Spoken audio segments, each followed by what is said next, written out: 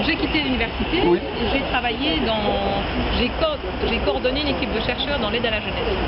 Donc j'avais été engagée par Léo Lévy au CEMO, à Saint-Gilles, c'est une AMO, et c'est le service jeunesse du CPS de Saint-Gilles à l'époque. Et là le travail c'était passionnant, parce que c'était un travail de recherche, mais c'était aussi un travail d'accompagnement des travailleurs sociaux pour les aider à conceptualiser leurs pratiques. Donc à essayer à travers leurs pratiques de suivi de dossiers individuels, etc., de réfléchir structurellement sur l'aide à la jeunesse. Voilà. Et puis, des travailleurs sociaux, des psychologues, des psy... Non, des supervisions, des choses comme ça. Ouais. Alors après ça, en fait, après 3 ans, j'ai quitté les boulots. Donc voilà, j'ai fait 3 ans là, et puis là j'étais au Centre pour l'égalité des chances et la lutte contre le racisme. Du temps de commune ou... Non, moi je suis arrivée juste quand Eliane a commencé. Voilà, c'était vraiment je suis arrivée, je crois qu'elle était là depuis quelques mois. Voilà. Dans quelle discipline? Donc c'était dans la cellule d'intégration. Et où j'ai été en charge de réfléchir sur la question des femmes. Parce qu'en plus, par ailleurs, l'Institut allait se créer. Oui, c'est ça. L'Institut allait se créer et l'idée était de réfléchir comment est-ce qu'on pouvait faire un travail ensemble. Et le moment où parfois c'était pas clair sur la question des femmes, est-ce que c'était la discrimination, c'est parce qu'elles étaient d'origine étrangère ou parce qu'elles étaient immigrées. Donc voilà. L'idée c'était d'essayer de monter une cellule commune qui travaillait sur ces questions-là. Voilà, donc là je suis restée 3 ans aussi. Et puis la recherche commençait à me manquer de nouveau. Et alors là j'ai quitté parce que j'ai été engagée à la politique scientifique fédérale, l'administration fédérale, où j'étais responsable d'un programme de recherche qui avait comme objectif d'éclairer les autorités publiques sur des orientations stratégiques. Et donc c'était la recherche au service de la politique. Et donc ça c'était le pied parce que je travaillais dans les 2 domaines que j'affectionnais particulièrement, la recherche et la politique. Voilà. Et à côté de tout ça, je continue à militer dans tous ces mouvements, mais voilà, à un moment donné, on voit bien toutes les limites de la militance, puisque voilà, les décisions se prennent ailleurs, et donc c'est là que je me suis dit, bon, c'est bon, je vais passer de l'autre côté pour porter les mêmes combats et me faire le relais. Ben, ça, c'était ici maintenant, en 2009. Et donc en 2009, je me présente pour la première fois, je ne sais plus si j'étais 11e ou 13e, ça je ne sais plus. Et donc, à ma grande surprise, j'ai été élue. Qu'est-ce que vous inspire sur le plan personnel? Est-ce que c'était ce que vous attendiez, ce que vous n'attendiez pas? Et qu'est-ce que vous avez pu réaliser? Je sais qu'à Écolo, le travail se fait plus de manière collégiale et en équipe. Mais vous pouvez nous parler un petit peu de votre expérience en tant que député régional? Oui, donc j'ai été élue députée régionale, mais en fait j'ai siégé à la communauté et au Sénat. Parce que j'ai été désignée par mon groupe pour monter à la communauté française. Et puis le Parlement de la Fédération, parce que c'est comme ça qu'on appelle aujourd'hui, m'a désignée pour siéger au Sénat. Donc j'étais sénatrice de communauté. Et donc là je suis en fait chef de groupe écolo au Sénat. Donc vous êtes sénatrice et à la Fédération et au Parlement bruxellois. Alors au Parlement bruxellois, j'ai travaillé sur un dossier exclusivement. C'est un dossier que je maîtrise bien et donc qui ne me demandait pas beaucoup d'investissement. C'est l'évaluation des politiques publiques et la réforme de la statistique bruxelloise. D'ailleurs, l'extrait dans l'accord de majorité qui porte sur ces éléments-là, c'est moi qui l'avais rédigé. Donc, tu as parlé de l'évaluation des politiques publiques. C'est ça. Et donc on défendait l'idée de la mise en place d'une instance indépendante qui évalue des politiques que le Parlement, que le gouvernement aura choisies dans des enjeux cruciaux. Et donc ça nous permet d'évaluer à chaque étape si les moyens qu'on a affectés à une politique répondent aux objectifs, ça permet d'atteindre les objectifs. Ça c'est le dossier que j'ai suivi.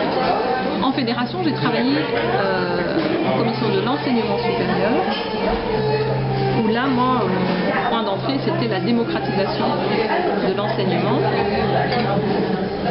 et encore plus spécifiquement la démocratisation de la réussite de l'enseignement supérieur. Parce qu'on voit que l'enseignement supérieur en Belgique est est ouvert à tous. On voit une massification en termes d'inscription. Mais alors après, en termes de réussite, il y a une grosse difficulté. Et donc moi, vraiment, j'ai eu à cœur pendant toute cette législature-là. Alors je peux pas dire que le bilan de ce point de vue-là, voilà, mais enfin je pense que j'ai semé quelques graines qui disaient bon. Concrètement, ce que vous pouvez dire. Voilà ce que j'allais dire. Mais donc par exemple, votre contribution. le fait, mais c'est de plaider pour avoir une réflexion sur les pédagogies dans l'enseignement supérieur. Et pas seulement, on peut continuer, il faut le faire, il faut financer, il faut refinancer l'enseignement supérieur. Il faut en effet donner plus de moyens à certains publics, augmenter les bourses, etc. Mais à côté de ça, il y a d'autres choses à mettre en place, parce qu'on peut doubler ou tripler la bourse d'un jeune issu des quartiers populaires, ça ne lui donnera pas plus de chances de réussir. Et pourquoi? Et ça c'est pas moi qui l'ai dit, c'est Bourdieu. On sait que le savoir se transmet à travers le code d'une élite, et que les milieux populaires à qui on donne l'accès à l'université, on ne leur donne pas les moyens et les clés pour comprendre le fonctionnement et réussir. Et donc ça, moi je suis convaincue, si on vient la loi spéciale de financement vient d'être modifiée, on n'a pas refinancé l'enseignement supérieur, ça reste une enveloppe fermée. Je suis persuadée que dans ce contexte d'une enveloppe fermée, il y a des choses à mettre en place pour augmenter le taux de réussite des étudiants en classe populaire. Et donc il y avait tout le débat, et ça c'est mon inquiétude pour l'avenir, si je peux...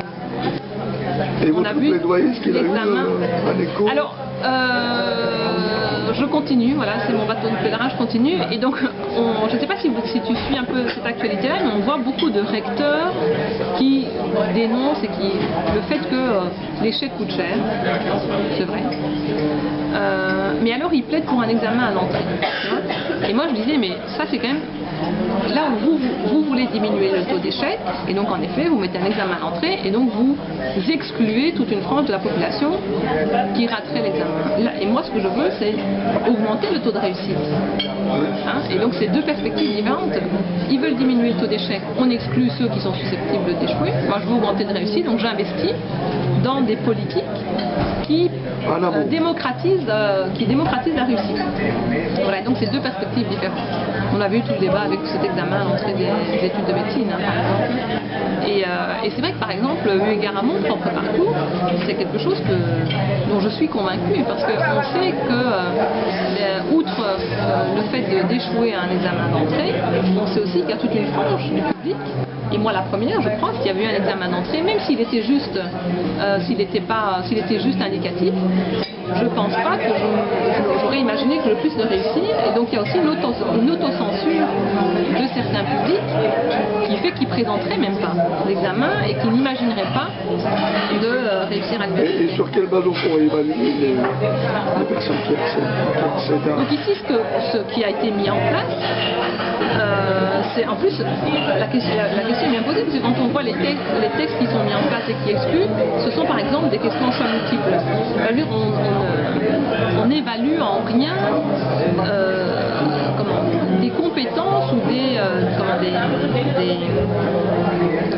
savoir-être aussi qui permettraient aux jeunes de pallier les carences de l'enseignement secondaire, par exemple, quand on vient d'une école dont on sait que voilà, on est moins bien préparé à la réussite de l'enseignement supérieur. Voilà, alors c'est vrai que le ministre me disait que j'avais une vision romantique de l'enseignement supérieur. Voilà, moi je pense que c'est fondamental. Oui, le ministre me disait ça. Il disait, quel ministre? Marcourt, le ministre de l'enseignement supérieur. Il disait, mais vous voulez démocratiser l'échec, vous voulez que tout le monde y aille, et voilà. Je dis, non, moi je veux qu'on investisse dans des outils d'apprentissage qui font que... Parce qu'avant de réussir, il faut qu'on accède au savoir. Enfin, moi je me rappelle quand mon premier cours de sociologie à l'université, je ne verrai jamais, c'était avec Claude Jaour.